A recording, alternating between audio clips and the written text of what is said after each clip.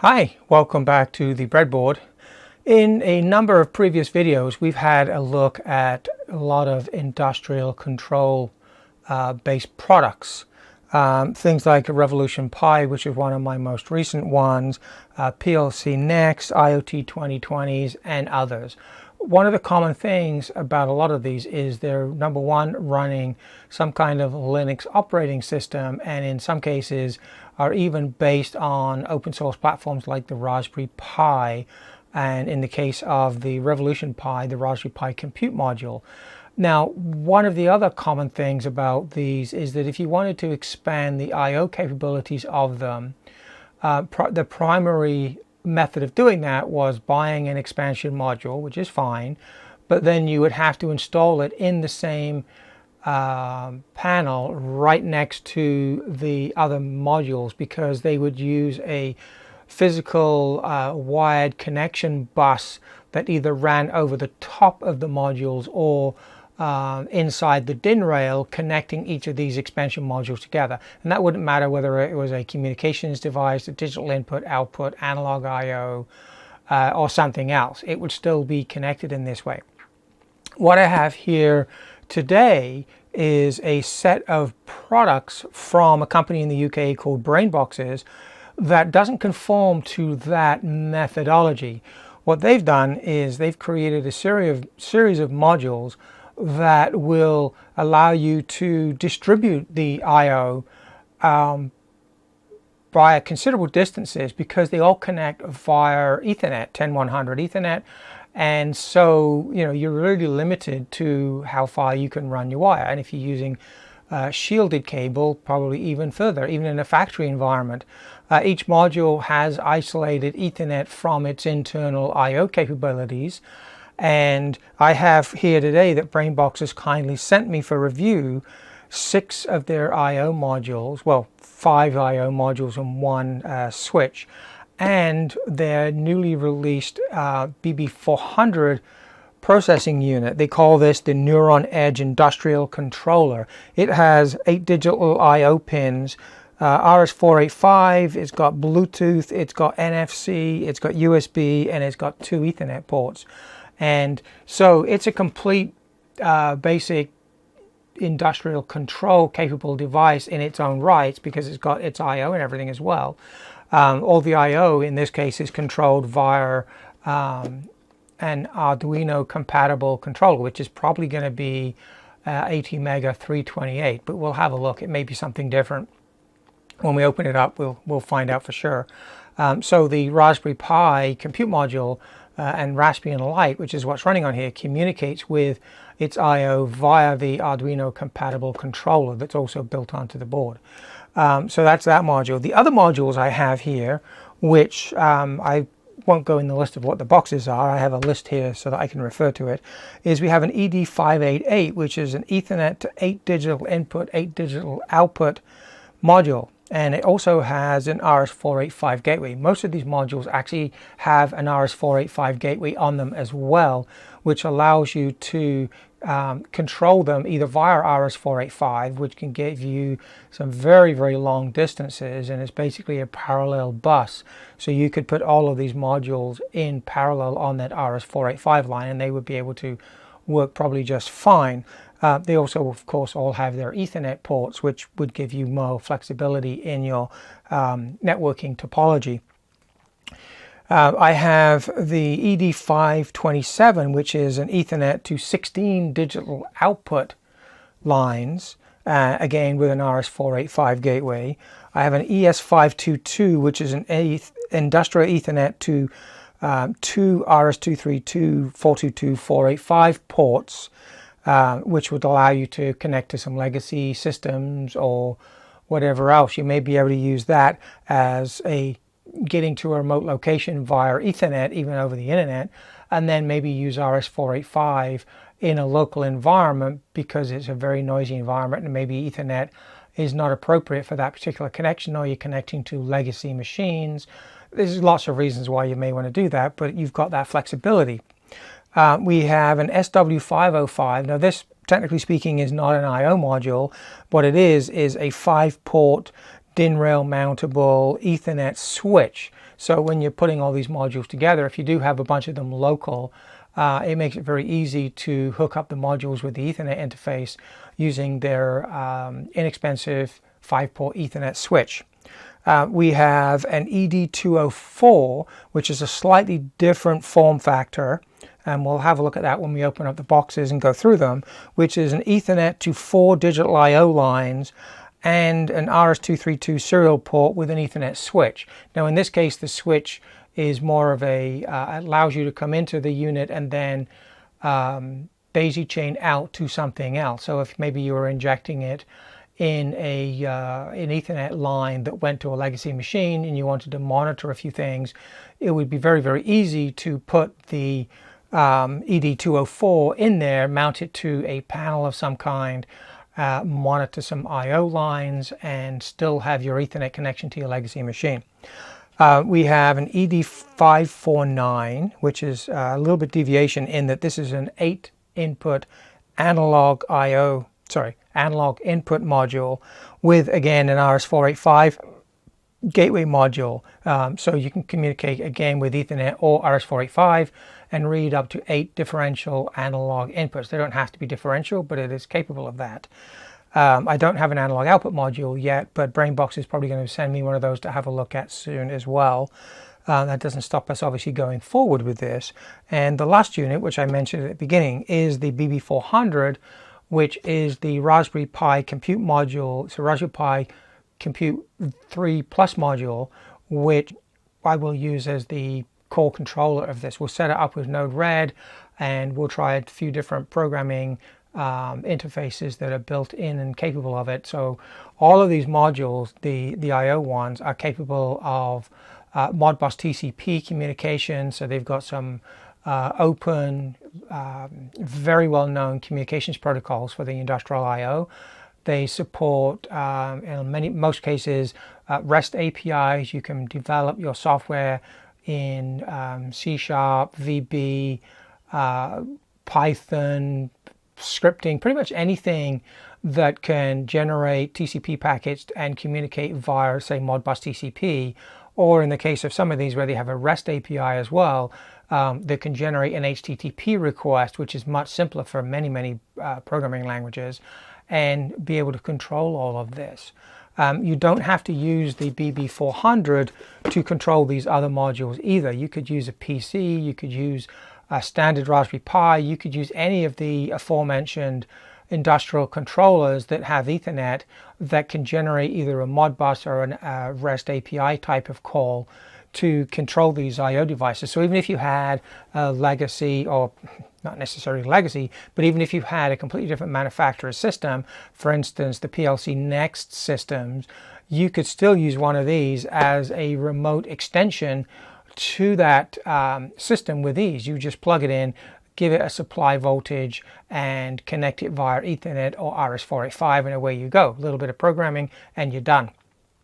Some of the basic requirements for these is all of these will pretty much run on anything between 5 and 30 volts. The BB-400 also has a built-in UPS capability. It's not going to run you for days and days or anything like that, but it certainly will give you enough time to tolerate drops in a supply if that's what happened, and to be able to perhaps shut down gracefully and wait for power to be restored and things. So we will look at that when we go through the hardware of the BB-400. So yes, all of these, except for I think the ED204, are industrial environment rated from I believe minus 30 degrees up to plus 80 degrees C temperature ranges. The main thing is that they will all run on a nominal 24 volt. All of the I/O is 24 volt capable. So, you know, if you're running on a 5 volt supply, you could use 5 volt, but if you're running on 24, you could go up to that as well. And they're all protected inputs and outputs, and in some cases you can program the direction of the inputs or the outputs. In other cases they are fixed to a specific direction. You just get the modules and then you just program them the way you want. So that's a quick overview of what I've got here from Brainboxes. So let's open up all of these boxes and we'll start to have a look inside. I did check with Brainbox just out of courtesy to see if they're okay with me opening up and showing you the guts of these, and they are perfectly fine with that. And they also pointed out that in some cases you do need to open the box up to install, in the case of the BB-400, a battery if you wanted to retain the real-time clock locally. And in other modules you have the ability to switch from high drive outputs and low drive outputs.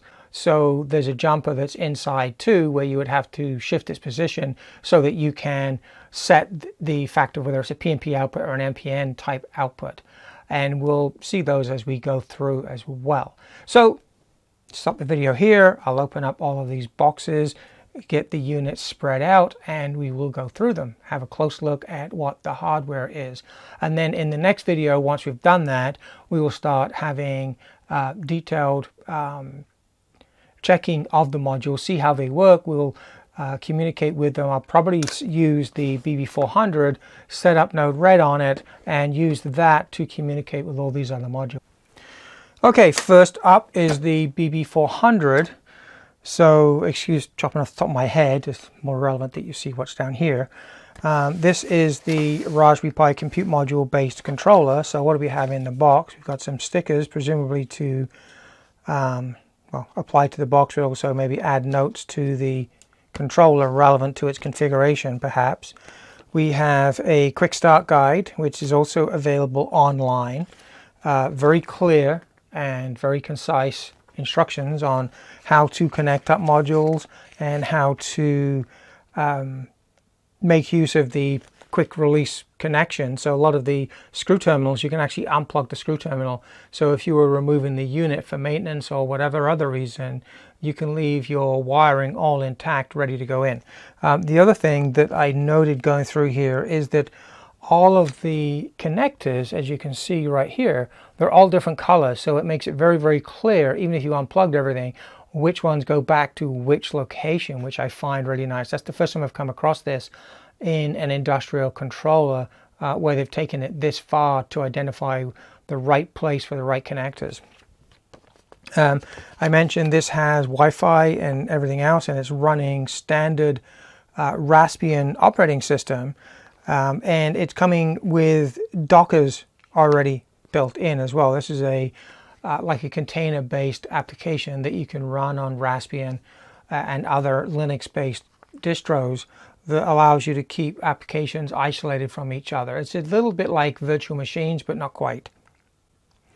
Sample code is available online. We'll have a look online as well for each of these.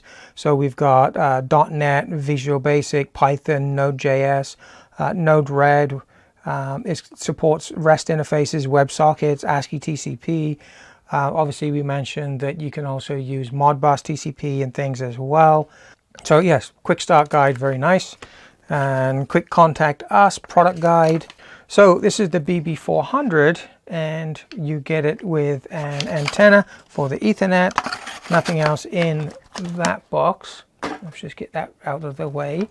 So this is a, get it the right way up for you. As you can see here, we have the two Ethernet ports. We have the Wi-Fi port on the top. We have digital I/O status lines, functional status. What we've got here is pre-charge, it's running, a UPS alert, and whether it's stopping. And we've got web activity and a link activity light, small hole for reset, and then we've got the LAN network connection at the bottom and the uplink, which will be the WAN connection on the top here.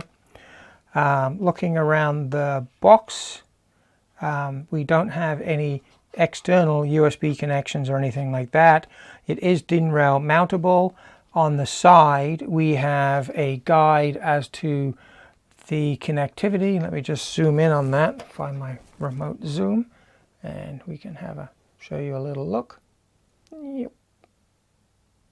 Okay, so it tells you each color connector and what the functions of the pins are, which is really nice. So let's just zoom back out again and we'll continue. Okay, So that is the BB-400, and we'll have a look inside that in a moment. Next up, off the top of the pile, is the ED204, which is the Ethernet to 4 digital I/O with RS-232 and an Ethernet switch. So this is an example of one of the modules that does not have DIN rail mount. It has a chassis mount. So again, we have a quick start guide. It's got information in here using Modbus. I will provide links to all of the manuals that they have on their website for you. So this one is, yeah, it's quite comprehensive. Even the quick start guide is pretty comprehensive. So it has relay outputs, single pole, single throw, normally open. So you can, the contact ratings are rated up to 5 amps, 250 volts, which is pretty impressive. We also get a DVD or CD. So this is going to have some utilities on here. It's going to have some example code, I would imagine. It supports Windows 32-bit, 64-bit drivers for Windows 10, Windows 8, Windows 7, XP, Windows Server 2008, 2003. So we will have a look at that again in detail in a moment. So the unit itself, as you can see, is chassis mountable. We have 24-volt supply on the top. We've got a ground, a V minus, and a V plus. Normally 24 volts, but it'll work on anything from 5 to 30 volts again. We've got Ethernet 1 and 2, which has got a switch controller internally between them. And we have our RS-232 port on the bottom, and we have our 4 digital I/O lines, which are configurable. And from what I understand, this also supports a web type interface so that you can configure it. But either way, we will at least be able to use the utility software that is probably on here. So there's our second unit to go through and have a look at. Okay, next up we will grab the ED527, which is the 16 digital outputs with an RS-485 gateway. So again, quick start guide. We have a support disk, again for this module, same operating systems. So this one is a DIN rail mountable module. Let's just pull that out. So a little bit skinnier than the BB-400, of course. Anything else in here? Nope, nothing else in the box. So this one, Ethernet connection at the top, of course. And then we have a triple set of DIN connectors for wiring up your field wiring. Screw terminal connectors which can unplug. And again, this has 6 of them on here. And you can see right away that they are all completely color-coded. So you've got yellow, orange, gray. On the other side, you've got your green, your blue, and your black. And again, on the side, we have all of the terminals detailed out so that you know what you're connecting to. Right, next up is the ED549, which is the Ethernet to 8 analog inputs with RS-485. Moving on, now the product guide. So we have the quick start guide.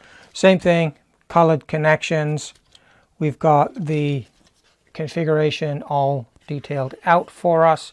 So when we're wiring this up, it's right there on the unit, so we don't make a mistake or minimize chances of mistakes. So same thing here. We've got yellow and orange is our analog input 0 through 3, but there's a plus and minus because they are differential capable.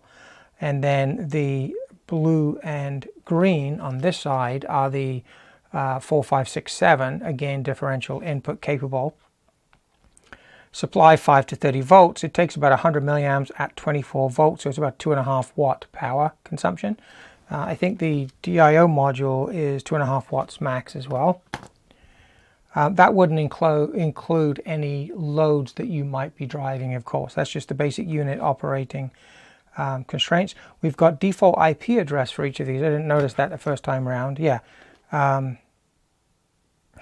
They all have the same default IP, so you'd probably want to plug them in, configure them first before you put them all on the same network, because having the same default IP addresses would cause them to interfere with each other. So that's a point to note there. Again, configuration CD. And we have the quick start guide for this module, which is showing you how to connect up 4-wire RTD inputs. Oh, this is covering a range. This is for the 588. Yeah, this manual is slightly different in that it's covering a number of modules on this quick start guide. Okay, so that's that module. So that's 3. Let's pick up the next one. ED588, which is the Ethernet to 8 digital inputs and 8 digital outputs. So I'd imagine this one is going to be very similar. So that's a quick start guide for all ED5 series products again. CD for the 516, 527, and 588 modules. And what we have here is the 588. So another product guide. And pull this one out, and as you can see, it looks pretty much the same as the 527. Let's just move the analog module away a second. Because one of them is 16 digital outputs, the other one is 8 inputs and 8 outputs. So there's probably going to, when we look inside these, we'll probably find just a very slight variation on the motherboard where we've got some output drivers versus and input drivers or input buffers versus all output drivers, which is on the 527. This is the 588, so we have a mix of 8 inputs and 8 outputs, and again 5 to 30 volt supply, 2.5 watt maximum for this unit when it is operating, not including what it may be driving externally. All right, next up we have the ES522, which is the Industrial Ethernet to 2 serial ports.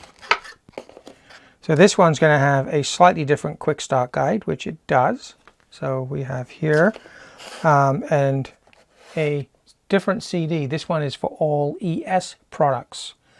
That one though is specific to this RS232 box. Product guide, and here's the module, and nothing else in the box. Nope. So what we have here is a little bit lower profile than the other ones because we don't have all the I/O required. So industrial Ethernet to serial 2 times RS232, 422 or 485. So there's probably going to be some jumpers or software programmable to be able to configure this. And again, we'll open all of these up in just a moment. We've got our Ethernet input. We have our guaranteed pretty much RS485 in the gray. So yellow is RS232, RS485, again slightly different. Input power is on the black connection. It actually doesn't mention the gray connection, which is probably going to be exactly the same as the yellow connection in this case, because it is 2 RS232, 422 ports. So I would imagine that the output pins is going to be exactly the same for both of these. So that's our dual RS232, 422 connected port. And the last box is going to be the Ethernet switch in here. So no CD, it's a switch. What would you need that for? Quick start guide covers their switch range. So they've got 5 port, 4 port, and 8 port by the look of it, as well as a chassis mount kind. And you can get additional items, USB power cable, DIN rail mounting kit, optional power supply. So we've got well, more resources online, a bit of information about how to wire up the power connectors, which all of them have, and they're all pretty much consistent as far as the power connectors are concerned. They're always the black ones, and they're always, or so far have been, VA and VB, so you can have a redundant power input, and you don't have to use it as a redundant power input, but of course if you do, it helps. And you have a functional ground, and again runs on 5 to 30 volts. And this one, does it tell me the power rating of this one? It doesn't, but I would imagine it's probably going to be on the online data sheets. But you know, typical switch, it's going to be in the same kind of range as the rest of these modules. So there is that module, and again, another product guide. So that is all the modules that we have that I'm going to go through and review for you guys and have a look inside, see how they're built, etc., etc. So the first one I'm going to do after this video is look at the BB-400, because I'm going to use that as the core for everything else. Now what I will do for the end of this video is I'm going to take all these apart. I'll take some high resolution pictures so that along with the online look at the products, I can show you each of these modules and what is inside them, and then we'll go on to the individual video reviews for each of the units. Alright, so let me just get the first one apart. Actually, I'm just going to quickly pull all of these apart and just show you inside, and then we'll do a more detailed walkthrough of each of them when we actually start using them. Be right back. Before I go, the one thing I like about these is that Brainboxes has made it extremely easy to be able to get into all of these different modules. The top, you can just see it. I think here there's a bit of a pyramid-y shape here. Will just come straight off, and depending on the thickness of the module, and these other ones have got just one on them, but there is just a couple of tabs. You just gently push them in and lift up the module. So I've got that side loose. Now we just need to go over this side, do the same thing, and we should be able to just slide the bottom right off the module. You see there's nothing in there except for a connection down the bottom there for the functional ground. So that's going to connect to a PCB connection right there.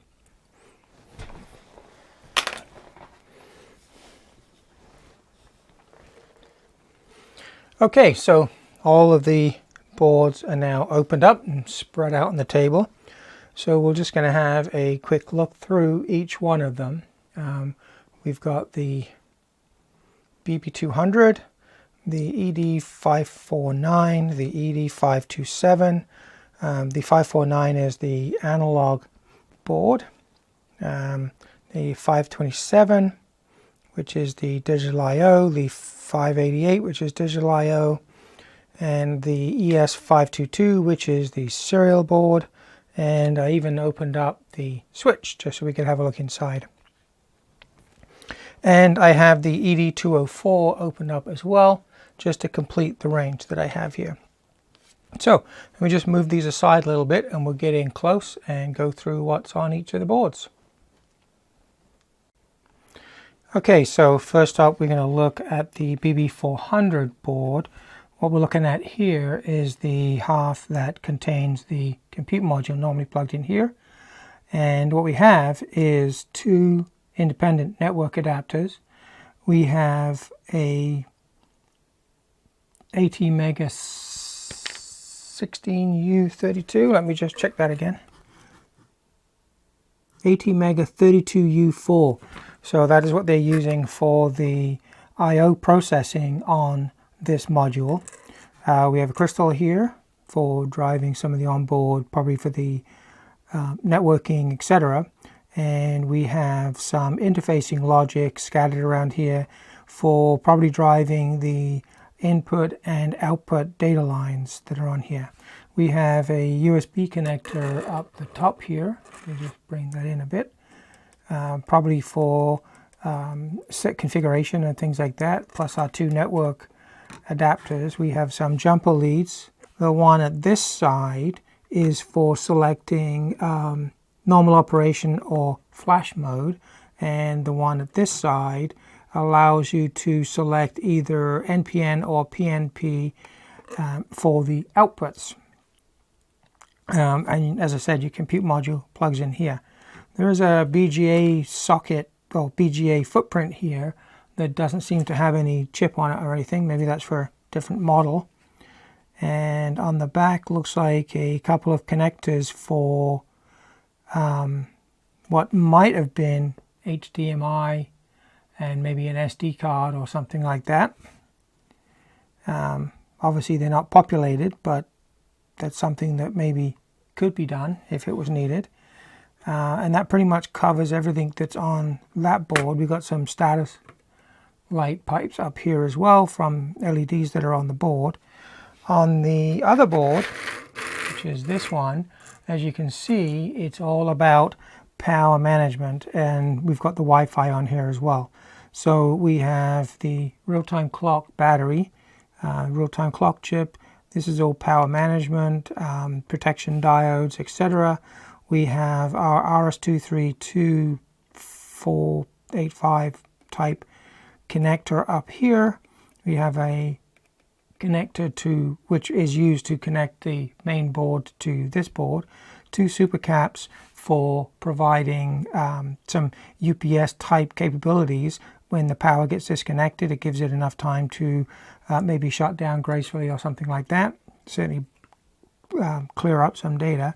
We have a set of jumpers which look like they are for controlling and setting up the RS serial interfaces here. Obviously our power connector, Wi-Fi connector, and some more inductors and things over here. There is a small edge mount PCB button which is accessible, I believe, through the front panel where it says reset right there.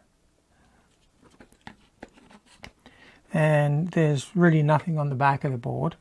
So nice cutouts to make sure that the cap can fit in there nicely. Connectors that might be used for going to a bus. I think I was seeing in the data sheets online that there is a possibility of extending this by using modules that would plug into the same DIN rail and snuggle up against the board. And you can see on the bottom of the housing here there are some holes where I would imagine connectors or PCB edge connectors could be pushed through to make contact with these connectors here and provide that capability for expansion. All the modules I've got don't leverage that though. The last module that I have here is the actual compute module. It's got a really nice heatsink on it for heat dissipation, etc. And that pretty much covers the main BB-400 compute module. Edge, what is it, proper title again? That pretty much covers the BB-400 Neuron Edge Industrial Controller, which includes, as I said, 8 digital I/O lines, RS-485, 232, 422, Bluetooth, Wi-Fi, NFC, USB, and Ethernet. Now it says NFC, and I haven't seen an NFC antenna on here anywhere. Just having a look right now to see if I can. Normally you would see a little bit of a antenna patch that would be used for it, and I don't see one of those on the circuit board layouts. I guess it is possible it's using this inductor which is up near the top of the board here. Sorry, I'm out of shot there. Might be possible it's using an inductor, but I haven't seen it done that way before. Obviously the Wi-Fi chip is connected up through this antenna connection. I don't see the USB, which is on the side of the compute module case here, up here, right there, is coming out the side, but I don't see. Yeah, you'd have to have it open to be able to. Oh, it looks like there are some little. Yeah, potentially you can lift up the edge and probably get access to some of those with the little covers that are on there. So that would work out okay. Yep. So let's get this back together and then we'll look at the next module. Okay, that's the module back together, and you can see I've removed one plate right here from the top, and you can get access to the USB slot. Not so easy to get at, I think, once you have this together, because you would have to slide something very thin underneath in that little gap to get that to lift and pop out. Or you can just slide the case off and get at it from inside. Either way, it's not readily accessible, but it is there, so that's what's important. Okay, next up I have the ADC board. I have it left in the top because it's quite difficult to pull out. It's not necessary, there's nothing up there to see. So starting from the top here, working down, we have the Ethernet connector. We then have a series of jumpers here, which allows us to select between current input and voltage input, I believe. So you're probably selecting some resistor values. Yeah, you move them down for current, and then the up position where they are now, they're in voltage. Little label over here says what they're for. We have a pair of 8-channel analog multiplexers, which will map the 8 analog inputs, differential inputs, into the ADC, which is over here. We then have a programmable gain amplifier. So we've got the analog inputs through the jumpers, which will put a current drain resistor on them, probably around 250 ohms or something like that for a 4 to 20 milliamp. We have the analog multiplexes that multiplexes the voltages down to a single channel. So you're going to go from 8 channels down to 1, basically differential. We're going to have a programmable gain amplifier, precision programmable gain amplifier, which is a PGA 280, which is quite a popular industrial chip to use in PLCs and things for analog. Then we go into an LMP 90100 analog to digital converter. It's actually quite a feature-rich analog to digital converter chip. It's got a 24-bit Delta Sigma ADC in it, and it's got 4-channel capability. It can even handle things like thermocouples and all that kind of stuff as well. In this configuration, it's not doing that, but it could. So I'd imagine that if I looked inside the thermocouple board from Brainboxes, we would find the same basic configuration with maybe just this top part with the programmable gain amplifier and things a little bit different, just so we could see the thermocouples. What we have over here is a digital isolator. We have a power isolator, and this is probably another power isolator here. And then we have the ADC over here. A little bit of power regulation down here from the 24-volt input to provide the board. And then over here we have the main brain of this particular product, which is a TM4C129, which is a Texas Instruments TIVA C series IoT enabled 32-bit ARM Cortex computing module. So quite a powerful processor on here. But I mean, if you think about it, it's driving the ADC and everything else. It's also driving the network interface and the RS485, which is on here as well. So it's got quite a job to do. And this is all, as I said, the computing side is isolated from the analog side, so there's no noise and things like that getting through. Down here looks like some jumpers for the RS485, RS232.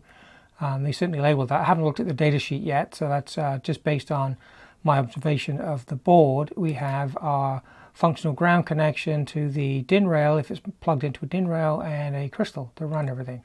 And that's pretty much all there is from a hardware perspective. There's nothing on the other side of the board to speak of for this 8-channel differential input and 24-bit. I don't know if the software is providing 24-bit readings, but it may be doing some averaging just to get more stable readings and things like that. But a very, very powerful and capable board here. There's a lot of processing power in it to do everything we need to do, and maybe some more besides. Once we start looking at actually reviewing this in operation, I'm sure we're going to discover a lot more capabilities that are built into this. So that's the ADC board. Let's move on. Okay, to look at the two digital I/O boards at the same time, because as you will agree, they look almost identical. The main difference is here, if I just try and hold them both up with one hand, is that this one on this side is the 16 digital outputs, and this one is 8 out and 8 in. And if you look here, we've still got the TM4C129 ARM Cortex Texas Instruments TVSC processor. What else we have here is 2 buffer line drivers, and then we have 2 octal flip-flops for driving the inputs and outputs. So this one, because it is 8 in and 8 out, it doesn't have these chips up here populated, or this one, which is all to do with driving the output. And what's missing there is one of the flip-flops, which is going to be acting as a latch for the data outputs. And these small chips that are missing over here are 1NV04DPs, which are, using the description from the datasheet, fully auto-protected power MOSFETs.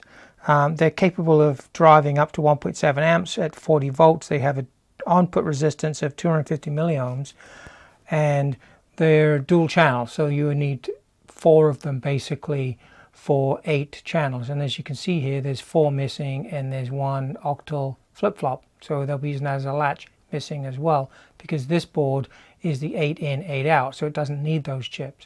The 2 chips down here will be acting as probably input buffers from the outside world. There's going to be some resistor divider chains and things up here too, so that everything will work happily even if it's on 24 volts.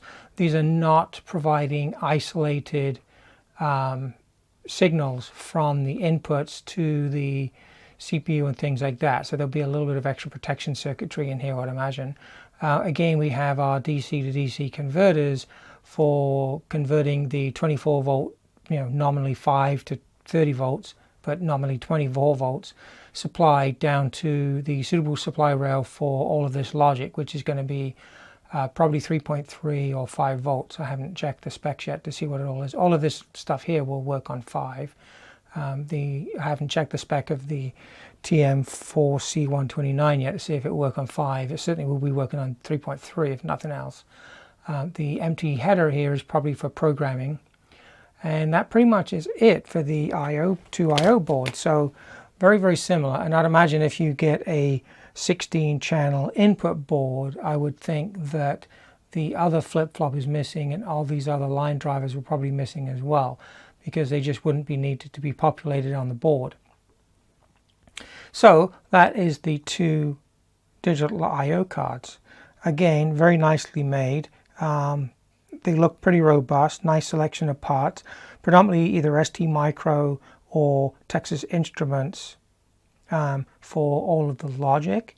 The ADC board had a little bit of analog devices for the ADC and things as well. But these other ones, the series seems to be based around the TVSC series TM4C129 microcontroller. IoT-enabled microcontroller. Why? Because it probably has all the peripherals and everything else that they need to be able to do what these want, which is with the Ethernet and the I/O, etc., etc., etc. So that's those 2 boards. Let's move on to the next board, which is our dual. Let's just move these out the way a little bit, which is our dual RS-232 board. Now again, we have our TM4C129 processor on board, but this time we have a Xylinx Spartan chip on here as well. Not sure what that is doing for us, because I would have thought that just to be driving a couple of RS-232 type ports, you really wouldn't need a whole bunch of high processing power. You've got the same power control logic here with switching regulators, of course, for your 5 to 30 volt in, giving you down to the supply rail for everything. Now what else is on here is a set of jumpers so that you can switch between 232, 485, etc. And That's pretty much it. Now the Xylinx board, if you just excuse me a second, the Xylinx chip, sorry, is a, like I said, it's a Spartan, and it's the XC3S200A, for those that want to look that up. And we also have a couple of EXR, AR, RS422, 485 type drivers, and a whole bunch of support logic around here that you can see for line level shifting and things like that. So a fairly straightforward board. As I said, I'm not sure why they need this extra horsepower of having a Xylinx processor in here as well as the TM4C129, but I'll fire them an email and see what they have to say with that logic. So that's pretty much it, aside from a little bit up here driving the two LED indicators and the Ethernet port. The Ethernet port being probably directly connected to the TM4C129 processor. I'll flash up the data sheet with a typical diagram on it right here for you to see. So that's pretty consistent across all of these. So not much to show there. Obviously it's all, you know, it's all what you're doing in software and things like that. So that's that board done. Next up we will look at the network switch. This is our 5-port networked in-rail mount switch. As you can see in the board, it looks like the board itself is actually capable of 8 ports, which from what I can see, there's one chip missing here, and obviously the connectors are not connected in either. The usual power control circuitry with diode protection, etc., etc. And we have this one chip in the middle here, which is going to be a multi-channel networking adapter. So let me just check what that part number is, and I'll let you know what it does. Okay, so what we have here, this chip in the middle does all of the work for us. It is a 8-port 10100 Ethernet integrated switch. Yeah, I'll provide a link to the datasheet so you can have a look at it. So technically, if you put the extra connectors in, you could probably bump this up, but of course your moldings and things are not going to support that, and all we need for what we're doing is probably, you know, 5 channels is enough, 1 downlink and then 4 more going out. And that's pretty much all she wrote on there. We've got the switch, we've got our network connectors, we've got power connection, and we've got our power management circuitry right here. So not much more to say about that. It is just a simple 5-port network switch. Well, it's an 8-port controller, but with 5 ports brought out to the outside world. Anyway, so that completes that board. Now I have one module left, which is a little bit of an anomaly compared to the rest of these, I guess, and that is the Ethernet to remote I/O, which provides us 4 digital I/O lines and an RS232/485, etc. network serial connection with two Ethernet ports. So take the lid off here. What we can see here is again a relatively clean board. We have our I/O and things coming out on this side. We have our 2 network ports and power on this side. Our RS485/232 will come out here as well. So what do we have in here? We're going to recognize some of the pieces, of course, right away. We've got our power management here and protection diodes, etc. We have a processor in here. Is it the same one? No, this is a TI LM3S9D96 in here. I'll have a quick look at what that is. A 74HCT273, which is the octal flip-flop for driving the output ports, and we have a, looks like probably an input buffer. Yep, 541. So again, fairly common between all of the digital I/O for all of their boxes, and that's, you know, not surprising. Once you've picked a good selection of chips and you've validated them for use in your modules, then it's a wise choice to actually use them everywhere. The micro chip is going to be a 2-port LAN adapter, I would imagine, simple switch, so you can do pass-through. in one port, control this board, and then out to another device after that. And really, that's all that's in this one. There's nothing much else to talk to on it. It's obviously chassis mounted versus DIN rail mountable, although you could probably get an adapter for it. But then if you were going to do that, you'd probably be buying one of these other modules instead. But it does give you a nice small set of interfaces right off the bat. The digital I/O lines can be, I think, programmed to be input or output. In this case, I'm just trying to see if I can see the drivers. Yeah, they're using the same 1NV04DP power MOSFET drivers. There's two of them down here, which gives us our 4 digital outputs, should we want them. And I'd imagine you would just turn those off if you wanted to be using digital input lines. And there are jumpers here for each of the, looks like it's not 1, 2, 3. They're probably to configure whether your ports are an input or an output. We'll have a look at the data sheets for these once we start evaluating them. Anyway, a very nice little unit. Again, 5 to 30 volts operation, switching regulator, so take whatever you give it. And what else can I say? That's pretty much it, I think. So with all of these modules, I think you'll agree, they seem to be all very, very nicely built, put together. They don't seem to have any bodges, a bit too far out there. Seeing all my other ongoing projects. No bodge wires or anything like that that I could see on them. So that's very nice. Anyway, so that from a hardware perspective and a quick overview, we have a nice range of products. And as you'll see on the website, there are a lot more modules that you can choose from as well, which follow this same pattern of integration, which is an Ethernet port, RS485 or serial port anyway, and you can choose to have digital inputs, digital outputs, analog I/O. There are other modules with things like analog output as well as thermocouples, and we'll have a look on site, but I think you'll find that there's probably some relay modules for mains powered control, etc., etc. None of these here would directly control mains because they don't have the level of isolation in them, or some output drivers that would be capable of handling 110, never mind 240 volts. But there are available. So next thing is we'll have a quick look online on the data sheets. I'll just show you those, and that will be it. So from a hardware perspective and an unboxing, I think you'll agree these modules are very, very nice. I will provide some high-res pictures of some of these boards for you to have a look at.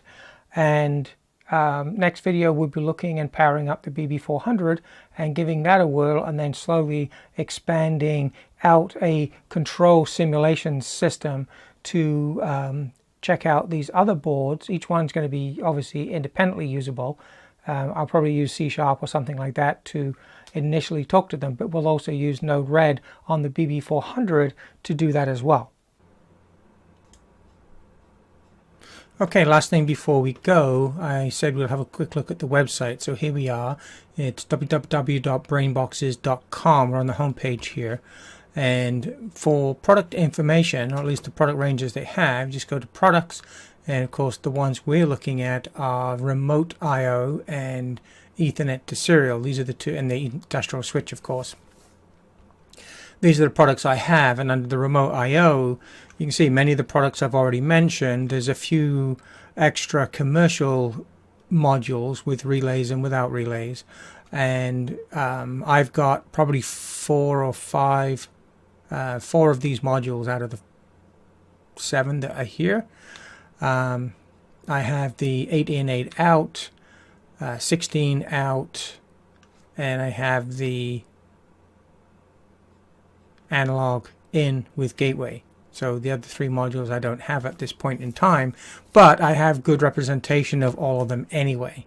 The commercial modules I have is the ED204. I did mention that there's a version that can support mains relays, which is this ED038 as an example. There is also one in the industrial range that has relays, for instance the ED538.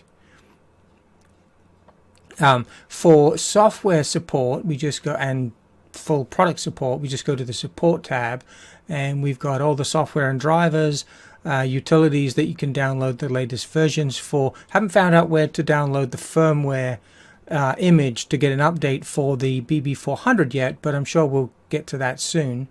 We've also got documentation for all of the products. If I just click on the documentation here,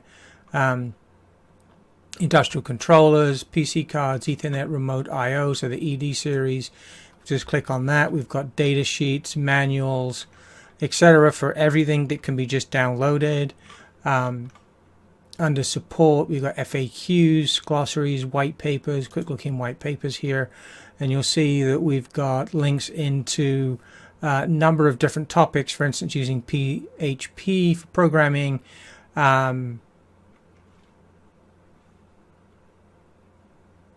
RS-485 masterclass, why and when to use it, etc.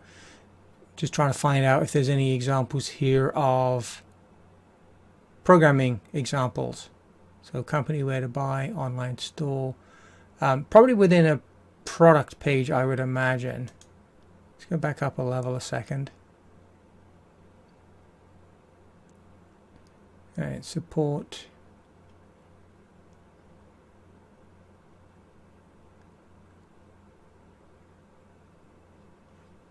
And the products, let's just go into one of the products and see what we can see there. So let's pick a